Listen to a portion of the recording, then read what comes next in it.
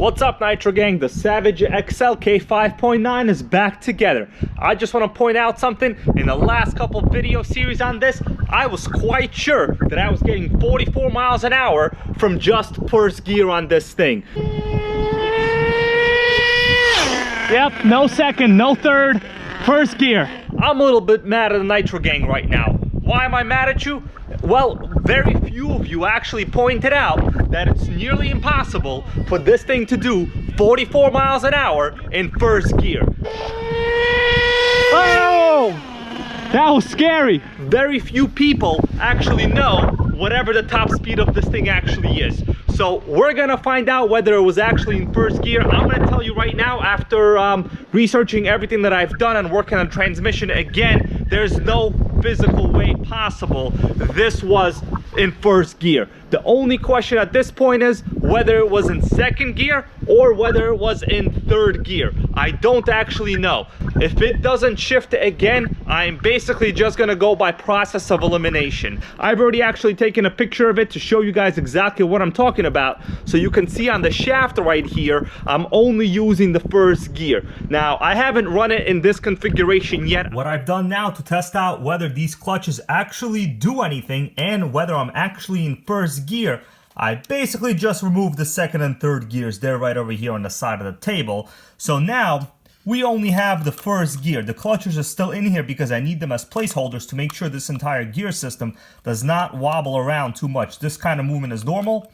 So, right, the first gear spins because it's on a one-way bearing type of setup here. So now we only got one gear. There's no way that anyone's gonna say, hey man, this is locked in second or third. I don't in fact know whether these clutches actually work. So this is gonna be really a good test to see whether they were engaged at all or whether my adjustments had anything to do with it.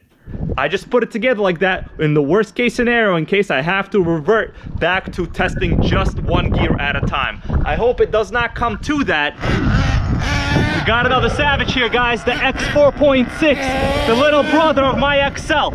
By the way, I took your advice. I upgraded to a 2S LiPo now, so we should have no problem starting this 0.36 with a roto start. Let's do this.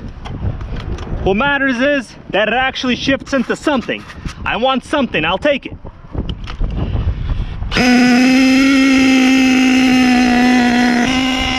Just gonna warm it up a little bit, and then we'll lower the idle. Please don't shut off. I don't want to go get you, Savage. Got a nice Nissan 350Z over there. Actually one of my favorite cars. Not even lying right now. Seems to be running okay. What matters is the 2-speed shift. Oh, that was not good. It's all right. It's all right. Just a little bit starved of fuel. But we're gonna get this. We're gonna get this. It's gonna shift to something. Oh, didn't shift to anything. Feel like my radio system is dying.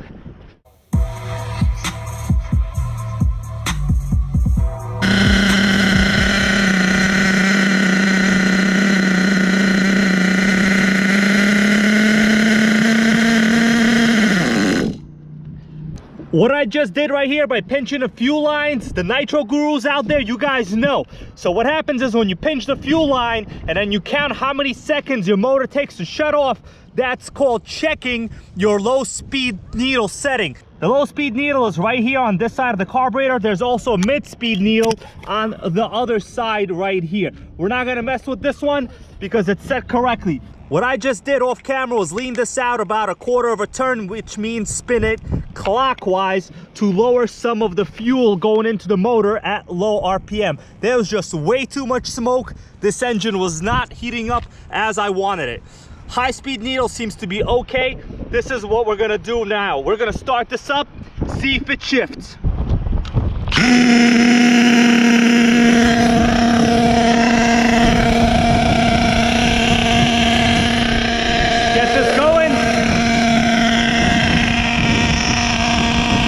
Oh, is that a little jump I see? Yep, it's a jump all right, boy.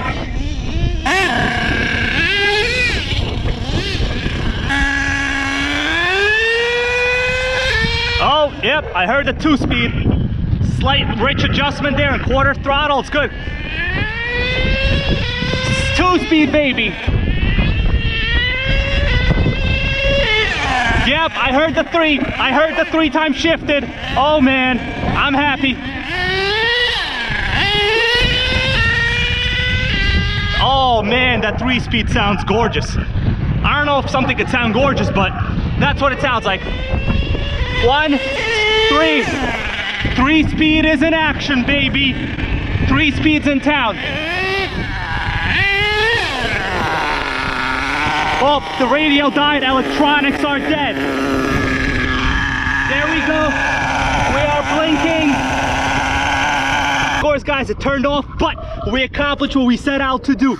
You heard the 3-speed. It still needs a little bit of adjustment to, I think, engage a little bit earlier there. I like when my stuff engages early, you know what I'm saying? And yeah, we need to replace this battery pack. I haven't put the new one in I got from Amazon yet, but all that matters is the clutches in this actually work. I'm honestly very surprised. I didn't think this would be such an easy fix. Congratulate me, guys. The Savage actually shifts. And check this out. Yeah, these Savages have problems. It's the wrong one. So, yeah, right here. Check that out. Just came off the rod end. You see right there? So it need a rod end. This is like a common weakness on these parts. So right there, this should be on that ball cup over there. So the rod end. This is a common thing with these trucks though, so. A rechargeable pack for this for like 15 bucks on Amazon. Oh, okay. Yeah, because I'm over here buying batteries almost every time I use it.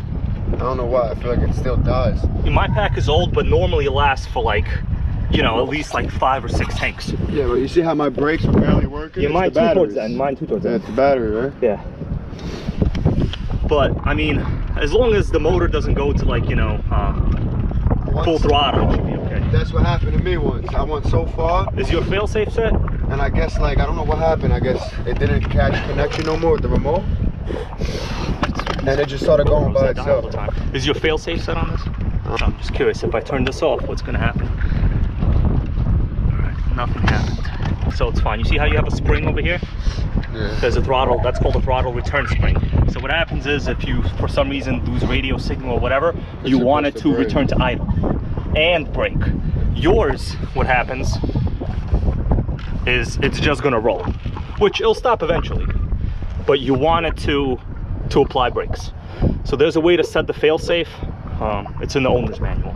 So I don't know what it is for this because I usually use like other systems. All right. This only has 2 gears though. Yeah. These have 2 speeds. We don't have a 2mm Allen anyway, right? So I might.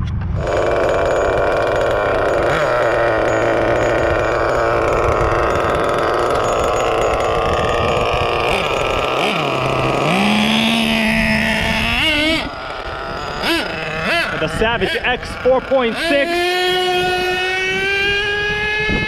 It's also got a 2-speed not shifting problem. Pretty famous for the Savage lineup. You know, I just adjusted a little bit here. Well, not shifting, but it's running good.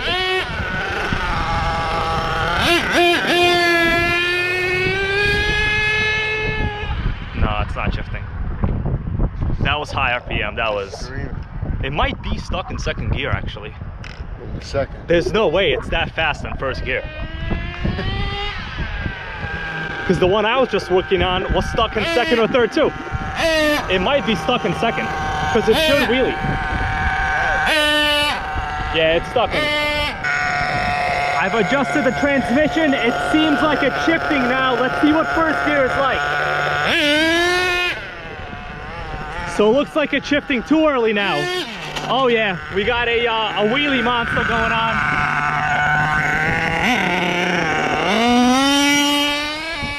Oh, it shifted. It's just shifting very early, but I heard it. The good news is, guys, the transmission actually shifts. But we need a little bit more of a fine tune. Yeah, so 2nd is kicking in really early now. But it's kicking in. Kicking in. Oh, thank God, it flipped back over. Let's adjust it again. Yeah.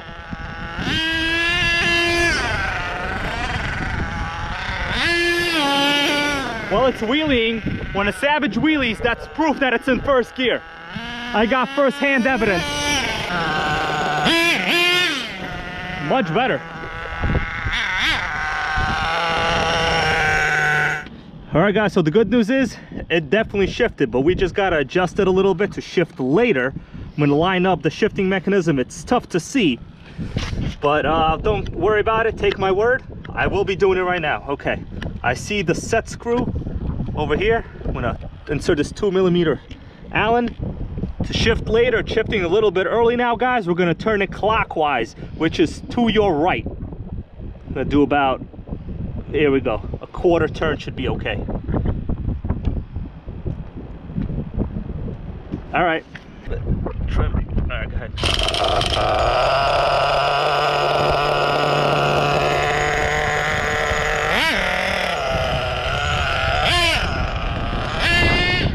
We got first. We can see a wheelie. That's evidence of first, guys.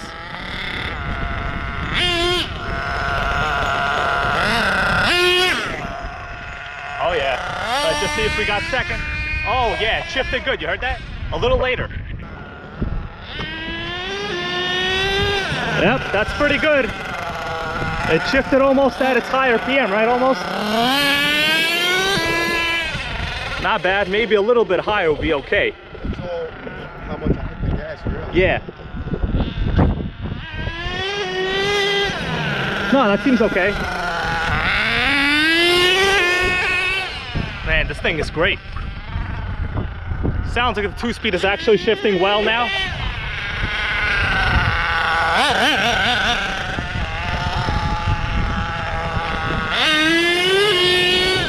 That's pretty good. That's not bad. I would say the 2-speed is tuned pretty much in the right range right now.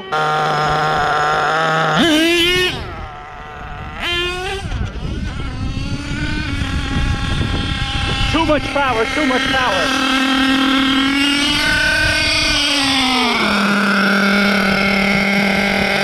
It's off.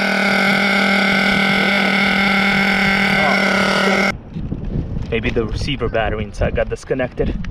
You see what it did? It does when it gets disconnected from here. Let's check the pack. It goes crazy. Let's see if it got disconnected. Oh yeah, okay. I got a tip for you. Let me tell my viewers this. I'm gonna give you a tip right now. Guys, you see what just happened?